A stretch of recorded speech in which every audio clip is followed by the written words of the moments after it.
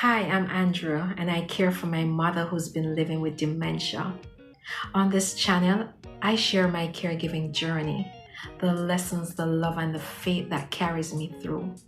Let us encourage and support each other as we journey together.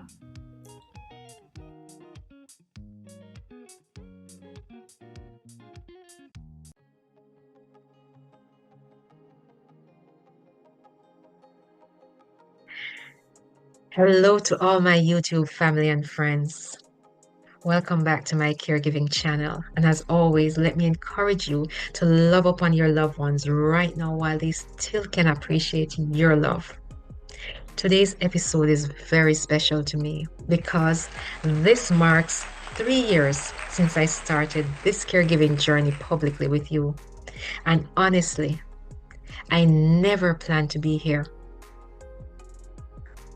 3 years ago, I didn't start this channel because I had everything figured out. I started it because I was so overwhelmed. I was learning in real time and trying to survive a season. I didn't choose this season, but was called to walk through it with my mother. Caregiving didn't come knocking on my door politely. It moved itself into my space. And like many of us, I didn't step into this because I felt strong. I stepped into it because love required it. My mother's love required me. Caregiving cost us.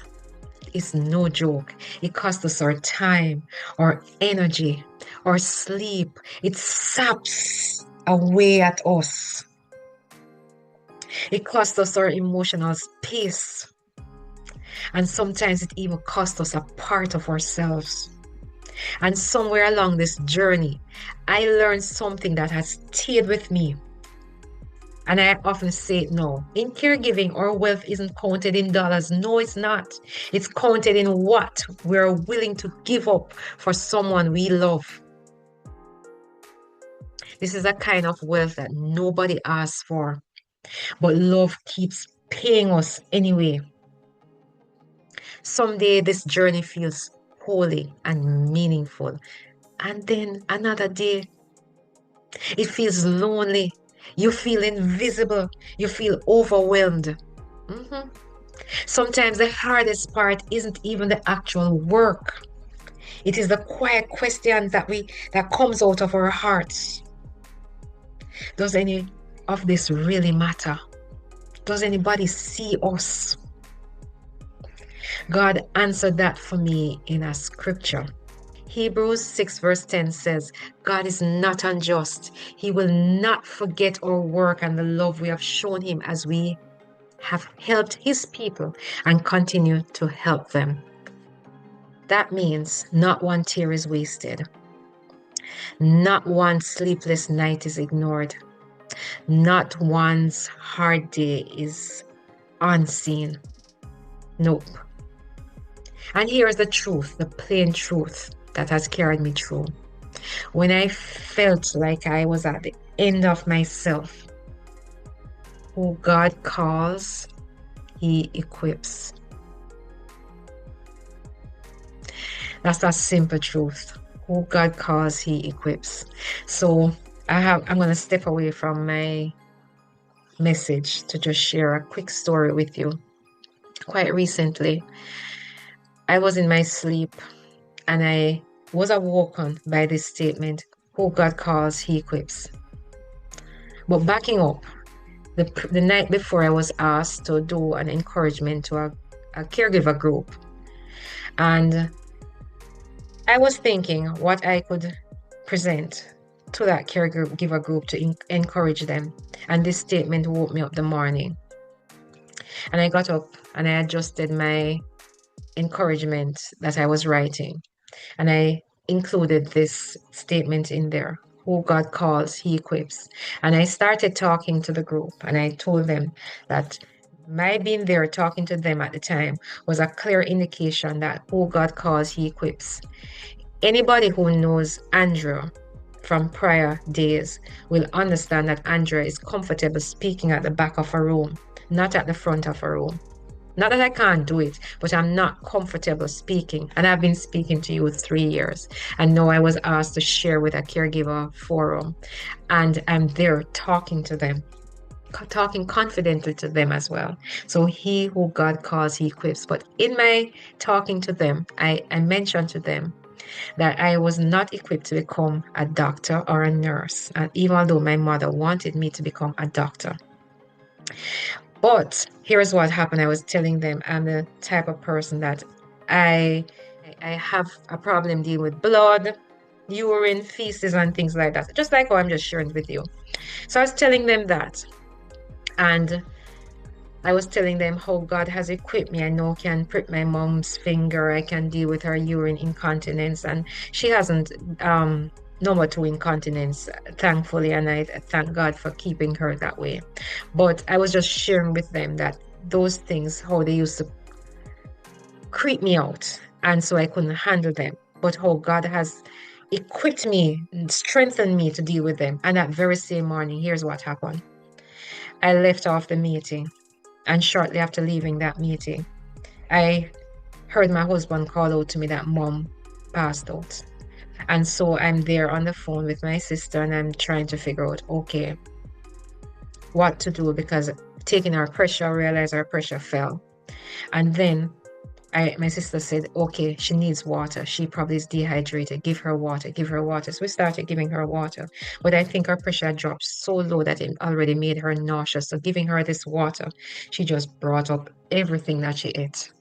And I I mean, before now, I couldn't do this. But I thought nothing of it. I felt like a mother rushing for her child. That's the only time I would have done this as a mother for your child, not for a grown adult. So for me to run for a broad of paper towel and I start mopping up mommy and cleaning her up with my bare hands. No gloves, no nothing. And I said, God, I remember you telling me that this morning, who God calls, he equips. So he equips us. He does. First Thessalonians 5 verse 24 says, he who calls us is faithful and he will do it. Yes, he will do it. That means the strength does not have to start within us.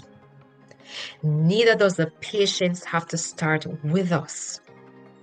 Neither does the endurance that we need have to start with us. And I am living testimony to that because I'm not a patient person in general.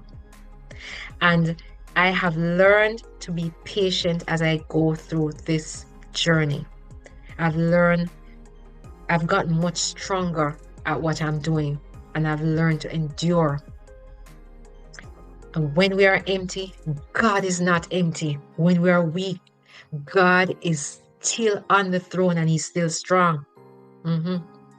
Caregiving has taught me that I need to love deeper than comfort. It has taught me to go without any applaud or anybody cheering me on or anybody clapping me on or stroking my ego and telling me, good job. It has taught me to rest in God instead of on my own strength. And haven't I been resting in God? I can't do this on my own. And I encourage you to do the same. Caregiving has taught me to value moments that I used to rush past. And if you know Andrea is always on the go, always have to do something. Keep busy. Now I slow down. And probably it's a good thing for me too.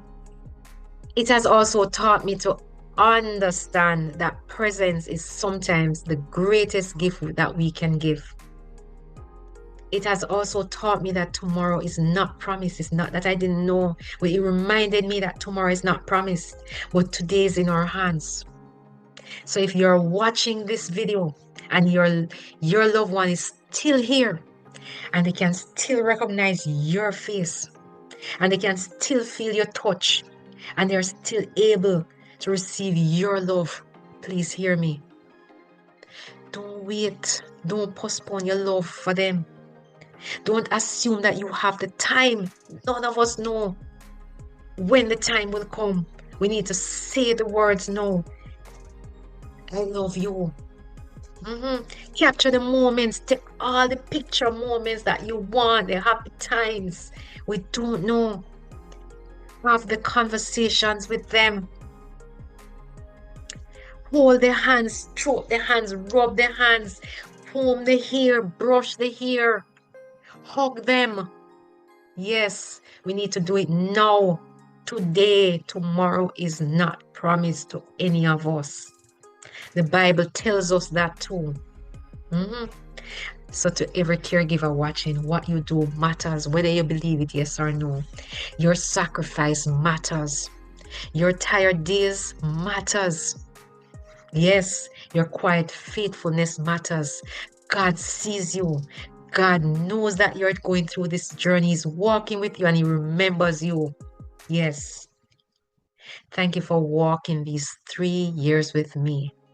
Thank you for this community. Thank you for helping me to build this community. Thank you for being a part of this community.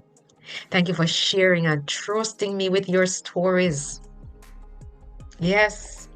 My viewers love your stories. Sometimes you won't even know that they love your stories because I'm getting all of these WhatsApp texts and these SMS texts. And my very same friends will not put them on the YouTube channel. I'm going to encourage you for this year as we go on into the next year to write your comments into the comments box right below each video. We are not alone in this journey and we need to support each other. Others can also learn from what we are going through. Let me tell you, things can be personal, you know. It's not everything you need to care out here. But at the same time, I need to remind you that we all going to go through the same situation. So sharing is caring and helping each other to grow is what you need to help me to do. Yes. Before I go, also, let me encourage you to like, share, and subscribe to my videos. This video helped me to grow my channel, that others can see and learn from it, and that others will be willing to come on too and share their stories. I love you. Thanks again for helping me out to grow this channel within the last 3 years. I really and truly appreciate you. I'll see you all in my next video. And before I go, I'm going to encourage you again to love upon your loved ones right now while they still can appreciate your love. Walk good. See you next week. Same place, same time. Goodbye.